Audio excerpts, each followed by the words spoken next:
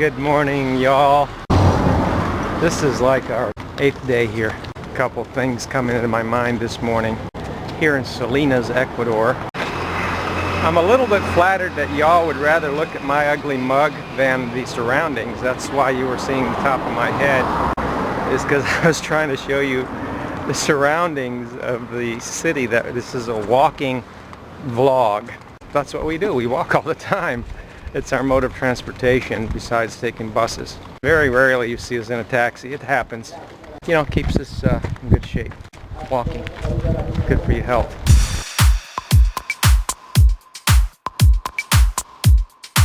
I talk about happenstance or chance. We were on the beach yesterday and lo and behold, a beach vendor, there were probably a couple dozen that came by in the 2 hours. A beach vendor happened to be selling a selfie stick. I've got a selfie stick now, so you might be seeing, you will be seeing a little bit better an improvement.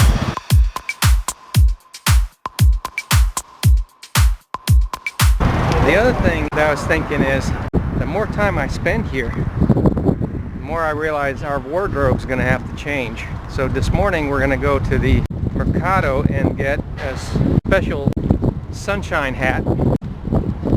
It's like a ball cap, but it's got these flaps all around it. The bus is coming, so I'm gonna have to cut this off. So that's one of the things we're doing, is gonna go shop for a hat. And the other thing I was gonna tell you, after 8 days of getting a full night's sleep, there's number 12. I got 8 hours last night. Let me cut this off.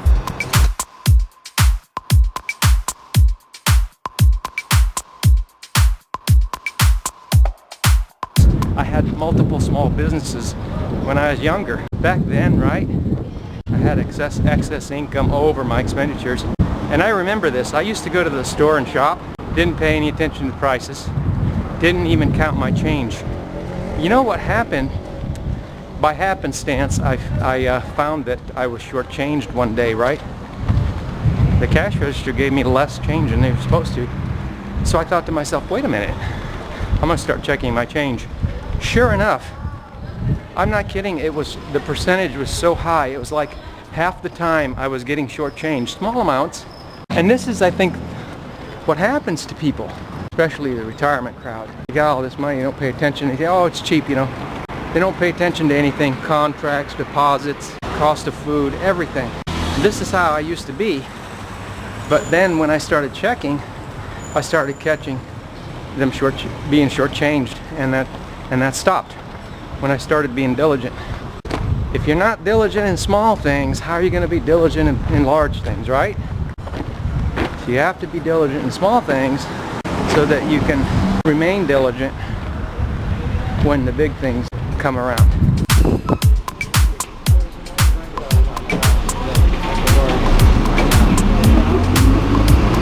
So I bought the selfie stick on the beach yesterday and I forgot to bring it.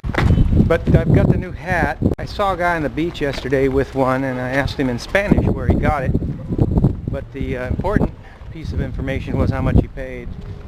And he told me he paid $7. And I went down there and first thing I asked her was, give me a good price. And she said $8, so I said, I'll give you $7.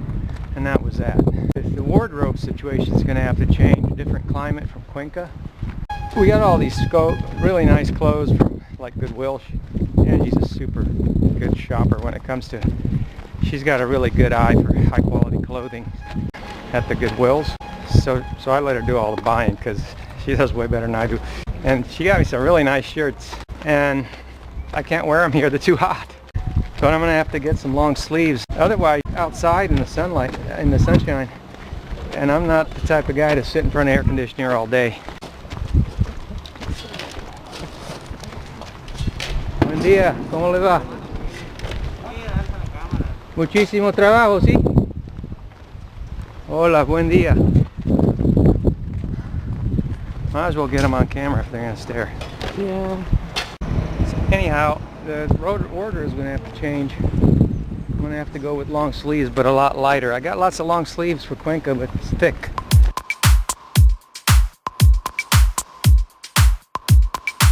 Boy, I tell you, it's really challenging trying to stay healthy when you're doing this kind of thing. It's either the improperly combined, you know, meat and potatoes, almuerzos, or you make a sandwich and sandwich has to have mayo, the way I see it. And the mayo's got sugar in it. It's 2 days in a row. I can feel the sugar. I can't do that. I'm gonna have to quit that. No more mayo.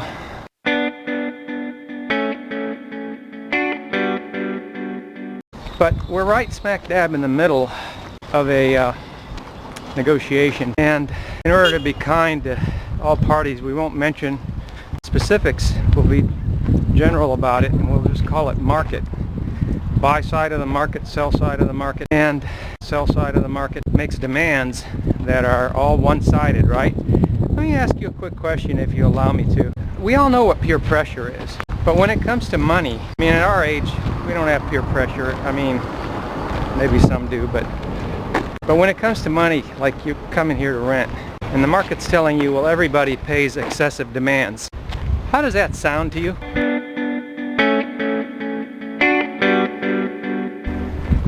Right. Peer pressure. So when the market is one-sided, it makes all these demands 1, 2, 3, 4, 5, 6, 7, 8, 9, 10, and nothing for you. All for them, nothing for you, right? So there's a little fish that swims upstream, yours truly, that comes around and says, oh, wait a second. No, that's not necessary. We can do it this way. It's more even. Some for you, some for me. And they're not used to that, and they use peer pressure. Well, everybody does it.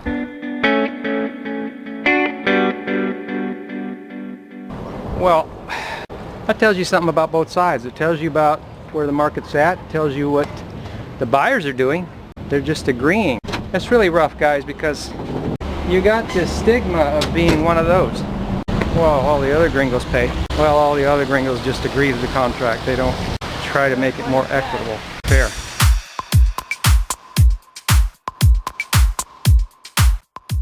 It's really rough, guys. Your fish that swims upstream, try to make things right. Making things right means making them fair. Here, I'll hold the camera. And right now we're subjects of a negotiation stall where the negotiation is being intentionally stalled and delayed. In the meantime, you got all these expenses. And that's where we're at. And there's not a whole lot of supply market there. There's not a whole lot of listings.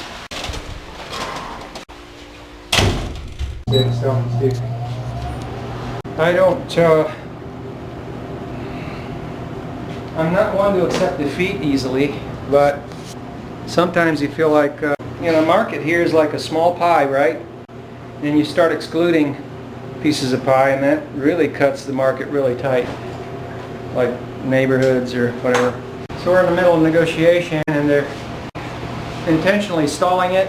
And, you know, it's kind of complex. It's hard to really make a video about this without saying things that are particular to the individuals that are doing it. And if you do that, then you got people that get upset.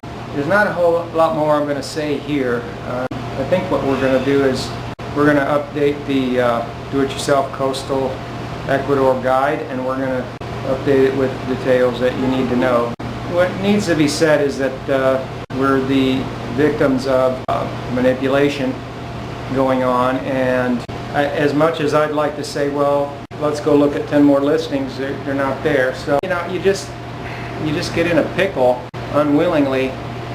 It's not the kind of position I normally like to be in. I like to be in a position of where I have a lot of options, and I don't feel like I got really all that many options. And yet I'm sticking to my guns. That's the thing. I'm sticking to my guns that fair is fair. And when the supply side makes all these demands and they don't want to budge, you've got a small supply, and who knows, there might be some demand right now from people leaving the North Coast because of the earthquake. You know, in 2016, we're still in 2016. That just happened a couple of months ago. So anyhow, text came in. Let's see what it says. Hold the camera. I gotta get my reading glasses. Spam. Oh. Claro loves to send you spam on your phone. They also started charging for texts. Way to go, Claro. Every day, 2-3 spams. You can tone that down. Once a week's enough. We're in a pickle. Even if we get this place, surprise, surprise, it's I consider it a tourist rental. They're all tourist rental because they're furnished, so we're paying for somebody else's furniture in the price of the rental. The price of the rental, I'm not saying it's unreasonable, but you're paying for somebody else's furniture. So that tells you what the price should be if it didn't have any furniture too. So, because it's like, if it's $400 with furniture, then without furniture it should be like $300. So that tells you where rentals should be. And this is a nice clean place. It's not an old run-down place like what we saw on the other video.